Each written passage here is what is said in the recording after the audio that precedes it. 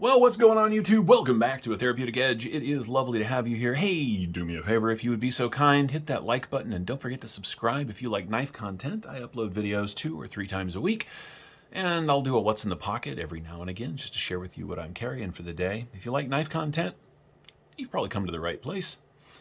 If you like serious knife content, you've probably not come to the right place. But if you like knives because they're knives, then we're happy to have you. So hang out and let's see what goes on. You have already read you've already read the description in the thumbnail, I'm sure.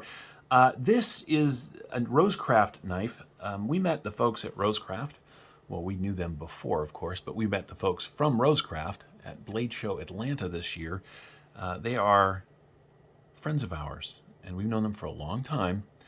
And their modern design knives over at Rosecraft dropped at this point about a week ago. So we've had these around. If you saw Women Carry Knives unboxing video, we got a ton of stuff from them, which, by the way, I am exceptionally grateful for, right? It's just very kind. And since we've had them, we've had a chance to cut stuff with them and play with them and explore them. And I got to tell you, the build quality, of course, these come from Artisan, so the build quality is really good. But a few favorites have popped up, and so I'm going to review them sort of in the order of the ones that have really jumped out at me. And the first one, surprisingly, is not one of their bigger knives, but it is a Swags design, and I really like it, and it's this. This is the Pocket Monster from Swags. This is a cool, fun, well-made, well-sorted out pocket knife, and I really like it. You can see the Swags design aesthetic all over the place on this knife. But I just fell in love with this one. So we're going to start here. We'll get to all of their knives in short order, but I really like this knife. So what do you get with the Pocket Monster? Well, you get... Sorry, I lost my train of thought and had to step away for a second, but I'm back. So anyway, the Pocket Monster here is a really reasonably priced knife. These things come in at about $54. They're $53.99 on the Rosecraft website. By the way, there will be a link in the description. And also, there is a discount code, which you will have access to in the description. Feel free to check that out. I love Swags designs. She's designed for Kaiser and Artisan and CJRB, which is an offshoot of Artisan, and now Rosecraft. And she's got a great eye for knives. She just does. They're usually a little smaller, but they're very comfortable in hand. She's doing a great job. This is another example of that. So what do you get with the Pocket Monster? Well, first you get, I just love this blade shape. I do. Now I can hear some of you already, oh, you give up all that knife for that choil, but I don't care. It's cool looking. It works really well. It is easy to use. It's just a really well sorted out design. And as I said, they're $54. How do you go wrong? Now this one, a lot of their stuff is D2. This one in particular is Artisan, is the Artisan AR-RPM 9. What is that? Now, most of you may know if you're a regular on the channel or in the knife community, but some of you may not. So what that is that is a CPM, that is a particle metallurgy powdered steel, but a budget line of powdered steel. It has got really good rust and stain resistance. It's got really good fine grain. It has a really good edge retention. Early on, some people had some struggles with it, but the folks over at Artisan have figured it out. And as far as I can tell, the heat treat is coming along really nicely on these. Don't ask me what it is. I'm not a heat treat guy, but what I do know is that they hold an edge very well for the price. That's what matters in the end. You get G10 on steel liners. It is running on ceramic bearings, which is very cool.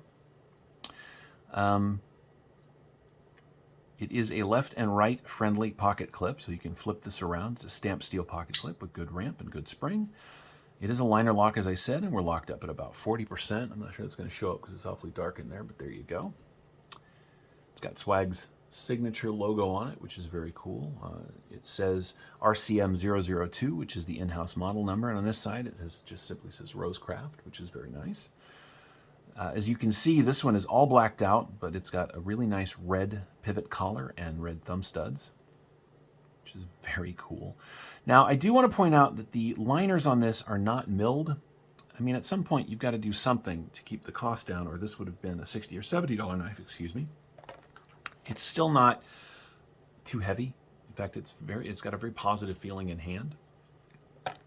Let me get this box out of the way. They come in very straightforward boxes, rosecraftblades.com. So here we go. What do you get for your, 54 bucks? Well,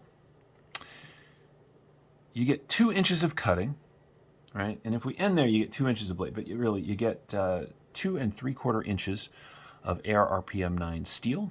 The grip area from behind the rear swell all the way to the back here is 3 inches. But if you add that forward choil, you're coming in at 4 1/4 inches. So you get plenty of room. And because of the way this is shaped, nice fat bottom, it just locks in. No matter which way you choose to hold on to it, you get a really good grip. I know I've said that a couple of times, but it's surprisingly good. The G10 is milled out. It's got this really nice diamond check pattern on both sides, so there's a little bit of grip, which is nice. It's got some jimping across the back of the blade, right? So your thumb doesn't slip around too much. And of course, when you pinch it this way, that's not going anywhere. The action is very good. This one's running a little dry, but even on that, it's very good. And of course, deployment is 2 methods. You have the thumb studs, and it is a really easy to do top or front flip, depending on how you want to look at that. Of course, the folks over at Artisan really know what they're doing. It's got a nice G10 backspacer. Now, there is no lanyard spot on this, and I know I can hear you guys, oh God, what am I going to do without a lanyard? You will survive. It will be okay. But what I do want to point out is it's got these really nice flush-mounted screws in the pocket clip. So there's nothing to interfere with you coming all the way up to the end of that deep carry. It's very nice. The pocket clip is not married into the G10. It's not milled out at all. So, I suppose technically you could say that you might hang up on that little ridge right there, but you're not gonna bump up against tall screws. It's just well done. The body screws look to be T8, T6. I don't know my screws. My screwdriver's handy, but those are countersunk into the G10 so they don't stick up, which is nicely done. So let's get some other specs out of the way, and then we'll do size comparisons. Overall, we're looking at 6.5 inches overall. Closed length, we're coming in at just shy of 4, so 3.9 inches. And the closed profile, because it's a front flip and thumb stud knife, is really nice. Nothing to jab the stuff in your pocket, but we are coming in at a little over 1.25 inches this way. She's reasonably thick that way, which is okay. Let's do some size comparisons for knives you may be a little more familiar with. We'll go ahead and line that up right there. Let's see. How about a PM2 for starters? As you can see, right? PM2 is a much bigger knife, but a knife that is much more similar in hand is the Para 3.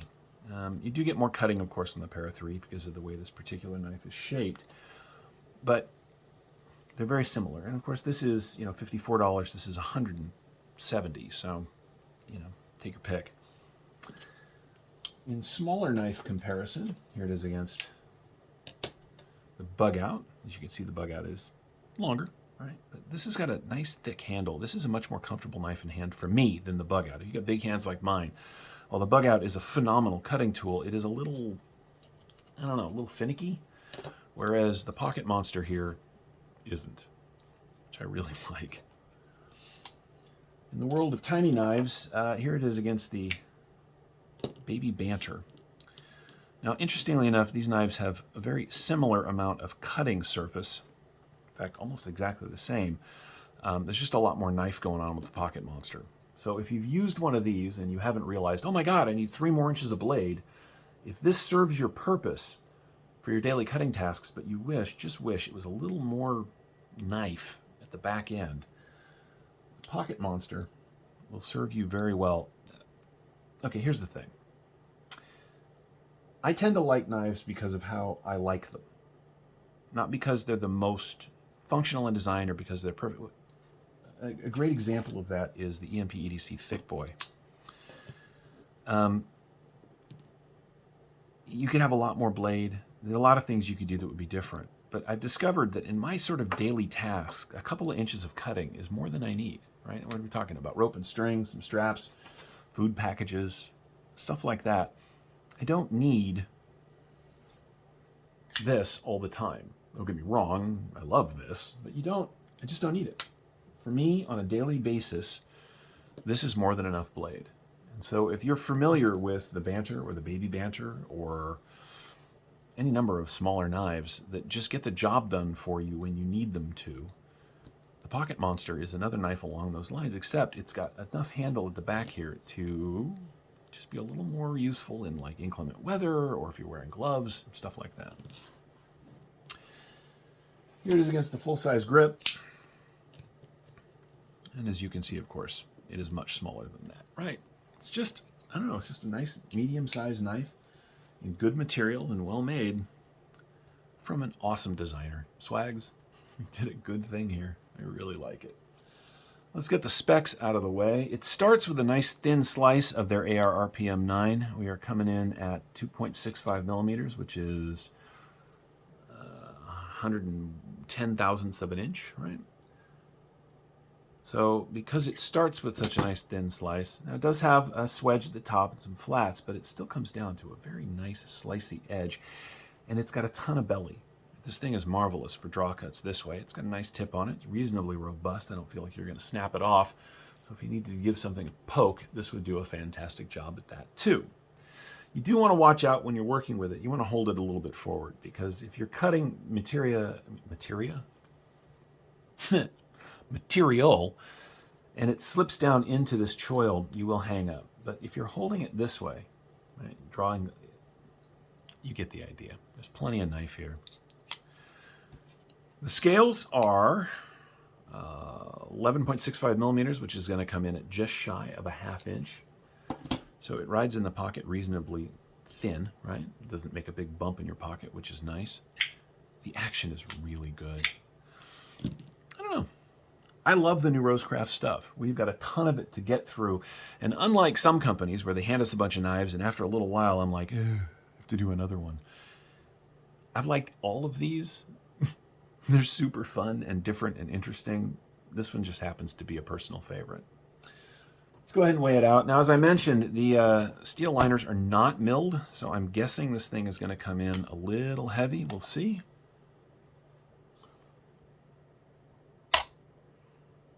Yeah, 3.8 ounces. You know, if you're doing an ounce per inch on cutting surface, that's quite a bit. But if you're doing it based on the actual overall length of the blade, we're coming in just shy of 3 inches. So it is a little heavy for the amount of blade that you get, 3.8 for a basically 3-inch blade. But again, I've said this before, I'm not looking for ultra light. I'm looking for compact, portable, and carryable. If I need ultra light, I've got those, but I don't know. I think you guys will like this. I really do. And that's where we're going to leave it. This is the Rosecraft Blades Pocket Monster. I think it lives up to the name pretty well.